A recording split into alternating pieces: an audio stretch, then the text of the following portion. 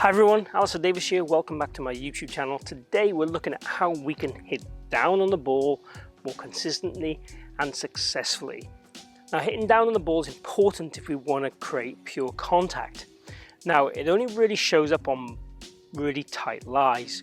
If the ball's on a fluffy bit of fairway or semi-rough, then you're able to make good contact without hitting down on the golf ball, probably more or less what we class as a zero angle of attack.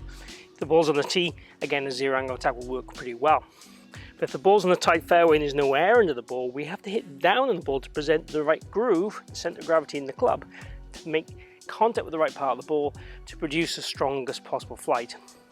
Also, hitting down on the ball is going to help us move our low point later, which gives us the ball turf contact, which I'm sure we are all looking for.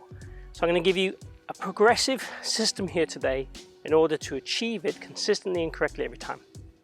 So if you're new to the channel, please consider following or subscribing. I post 3 videos a week on a variety of subjects. I've got some really cool stuff coming up, so make sure you subscribe not to miss any of that content as we go along. Keep watching to learn how.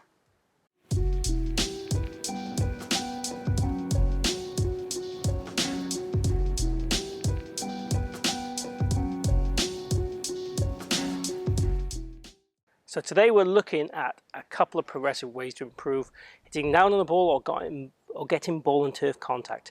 First way is we're using the fat plate. Now this is quite thin, so this is quite a nice way to start. So we're going to use this as a way of making sure we don't get the club bottoming out too early behind the golf ball. So the fat plate, as you can see, has got like a little section cut out of it at the front. The idea is you put the ball in there and we hit the ball without making contact with the plastic. Obviously the plastic gives us some auditory feedback, so if we do it wrong we will hear it as well as feel it with the contact. So you can move the ball around to make this easier or harder where you place it. I tend to place it with most people so that the ball is in the furthest forward center line there. Again, if I make contact with this, we will hear it. So let's try and show you that. Let's try and show you a bad one. And you see they're very flat-footed, which is one of the signs of not transferring the weight, but also I clipped that board, so I made a poor contact. So what we're looking to do really is use this as an external cue, as we would call it, to make sure that we can move that low point and kind of turn onto the golf ball correctly, so it gives us that influence. Essentially what we're trying to do is make sure our hands are further forward at the point of contact. We're trying to make sure the club is descending, so we're not right side bending here or leaving our pressure too much on the trail side in order to hit the ground before the ball. This external cue helps us achieve that. So quite simply, if we take our setup as normal, we go and make a contact and we're looking for it to be noise free and feedback feel from a point of view of the contact on the ground. So the best players in the world hit 4 degrees down on the ball with a mid-iron. Okay, this will give them a low point of 4 inches after the ball. In my studio when I test golfers, a lot of golfers that are poor ball strikers will actually hit up on the golf ball, so ascend the club on the golf ball, which is the only time I'd want you to do that would be putting and driving. Otherwise, I'd always want you to be descending with every single club, fairway woods included, long irons included. So even though some people talk about sweeping the ball, we definitely don't want to sweep it in terms of going up on the ball.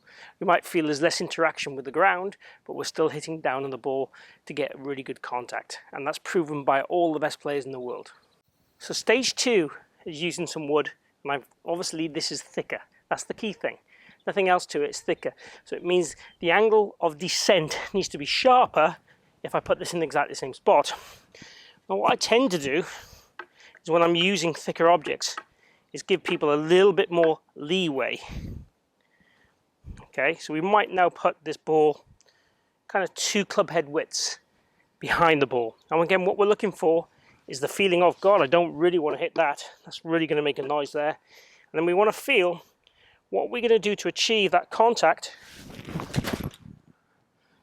Our ball turf without hitting the wood.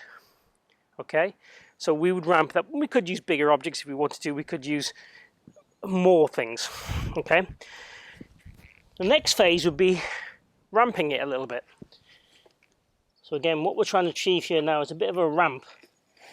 We might need to prop this up a little bit higher. Let's prop this up a little bit higher. So I've got a golf ball underneath there as well to ramp that up. Again, in my studio I've got a bit of wood with some like 2x4 at the back of it to give it more of a slope. Again, it's progressions. So if you find this doesn't influence people enough, you need to change it to more progression, or you need to use a different tool to change their concept of hitting down on the ball.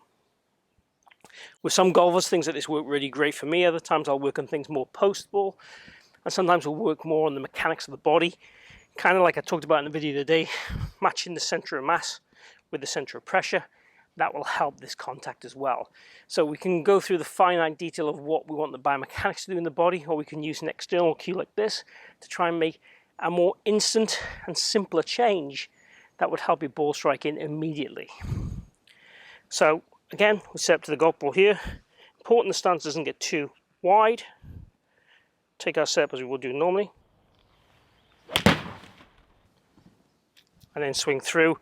Good contact on that one. That was the best of the lot. Obviously I've hit a few shots now, so I'm getting more warmed up. The first shot was the first shot of the day. So it's put pressure on me. It's making me feel I have to move my pressure and get that strike on point. So for me, also, if I'm ever getting the feeling of hooking the ball, this kind of setup helps me get rid of the hooks too. Because if I'm hanging back, I'm likely to get my path going too much to the right, and I get my hands too active, and I get that kind of hooky shot.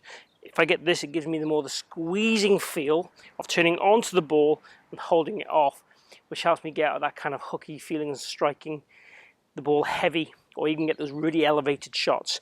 This helps that massively. So if you're looking to improve your ball striking without really looking at the reasons behind your poor ball striking, these kind of cues work really well. So the device is a fat plate. It's fatplate.golf. Looking at the website there. Again, if you just Google fat plate, I'm sure it'll come up. I'll put a link below if need be. But the friends of mine, they're a local company. They've been really, really good to me. They make putt plates as well, which is a really good device. But the fat plate is a nice device. I like to see a bit of progression with it sometimes because it's quite thin. So for the starting point, it's really, really great. And as we progress it, make it a little bit harder like I have today, works fantastically well. So I hope you've enjoyed today's video on ball striking and getting ball and turf and hitting down on the ball correctly and consistently. If you have, please click like and share the video. Also, please post any questions or comments or feedback down below. I really welcome to hear your thoughts. Lastly, I'd like to encourage you to follow me or subscribe. It really helps my channel. It helps me spend more time on my channel, and it helps me dedicate obviously more resources to my channel to make the channel grow even better and bigger and more successful. So thank you for that. Lastly, thank you for tuning in today, and I hope you're staying safe wherever you are in the world right now. Take care.